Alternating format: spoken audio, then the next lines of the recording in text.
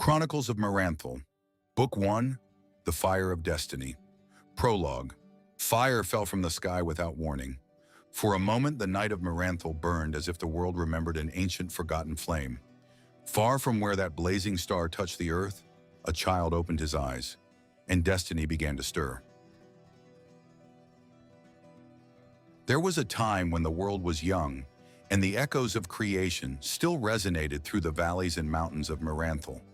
When the primordial fire roared with a life of its own, and the darkness had not yet been contained, the first races emerged, direct children of that eternal flame.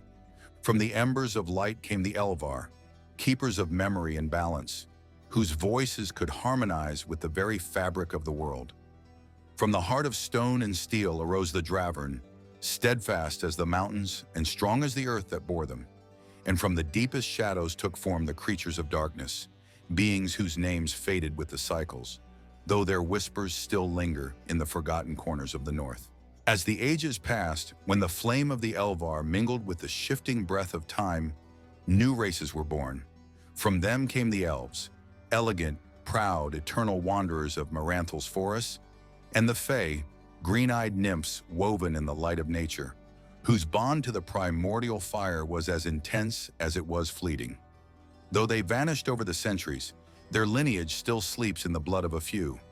From the Dravern descended the dwarves, tireless craftsmen who tame mountains, caverns, and depths, raising kingdoms of stone and metal. From them also came the ancient men, wise and vigorous, who preserved a tenuous yet true connection to the eternal fire. As time passed and they spread across the world, some grew ephemeral and restless, driven by an indomitable spirit, while others kept the inner flame alive, becoming mages and sorceresses capable of shaping the forces that had forged the world. But the shadows never disappeared. The creatures born of them continued to roam Myranthel, waiting in silence for their moment to return. And the shadow, cunning and insatiable, discovered it no longer needed to spawn monsters to thrive. It could corrupt what already existed. It fed on pain, despair, resentment, and ambition.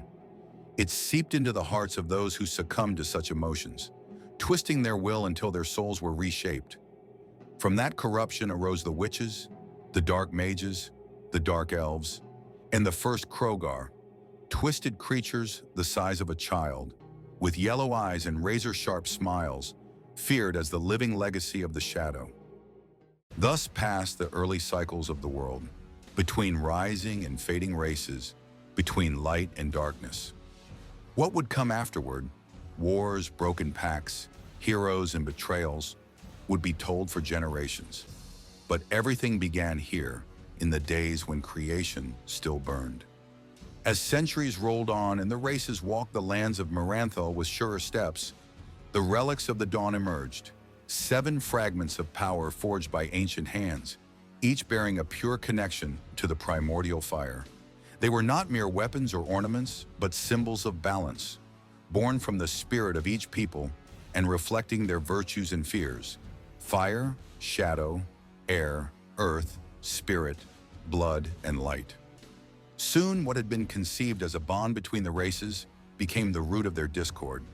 Ambition, doubt, and the desire for dominion fanned disputes that grew like sparks in the wind. Nations began coveting one another's relics, seeking to gather them to claim a power no race was meant to possess. An era of war erupted and stretched across centuries. Mountains cracked, forests burned to ash, ancient cities sank beneath the earth, and entire seas ran red. The shadows seized the chaos. Corrupted beings and creatures born of darkness rose to ravage every place where the light faltered. And yet, amidst the devastation, improbable alliances were forged, and heroes of mixed blood stood against the darkness. There were victories sung for generations and defeats so deep they are still whispered on moonless nights. When the final great battle threatened not just the races, but the world itself, the wise made their last decision: to hide what had torn the world apart. The relics of the dawn were sealed away in secret places, scattered across the far reaches of Myranthel. And though the shadows were defeated, or so many believed, their essence never vanished entirely. Centuries brought a fragile peace, delicate as ancient crystal. But the prophecies never forgot the power of the relics, nor warned in vain that one day they would reunite, a day of reckoning, a day of rebirth. With time, Myranthel entered a new era. Men, more numerous and widespread than any other race, became the rulers of the world. For a time, stability seemed possible, but peace rarely endures. From the darkest edges of Valdara emerged a new bearer of shadows, Morvenir, the Umbral, an ambitious mage whose hunger for power knew no shape or limit.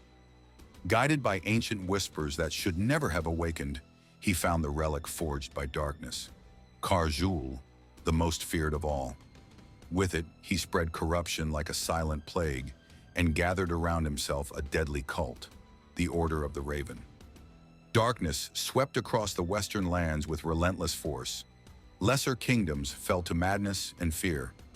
But Myranthel did not yield. When the shadow threatened to consume everything, one man rose to unite the races. Arendor Galathor, king of Elendor. He forged an alliance among men, elves, dwarves, and mages, and together they marched to the final war against Morvenir. The Umbral fell, the Order of the Raven was shattered, and the world breathed again. The peace, however, did not last. For his heir, Arden Galathor, could not resist the murmurs that had once guided Morvenir. Ambition devoured him. Under his rule, the Order of the Raven was reborn, and from the power of the throne, his dominion spread like a wildfire. He subjugated Valdara, broke elven and dwarven realms, and turned the southern border into a wasteland of ruins. Only Drowan, shielded by the Thalen Range, remained free. Then an ancient prophecy was unearthed from forgotten temples. When Galathor's blood is spilled upon the northern lands, the sleeping fire shall awaken. That blood shall carry the mark of flame, shall be key and path, the arm that gathers the relics. For when the flame rises, and the relics are found, darkness shall be defeated or exalted. Many believed Arden to be the one destined to bring salvation or ruin, but the fire of destiny rarely burns where expected.